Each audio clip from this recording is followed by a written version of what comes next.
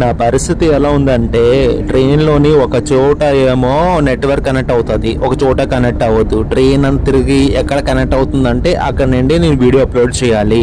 Train అంతా తిరుగుతూనే ఉన్నాను. ఇది స్టార్టింగ్ నుంచి, ట్రావెలింగ్ స్టార్టింగ్ చేసిన నుంచి ఇప్పటి వరకు ఇదే నా పరిస్థితి.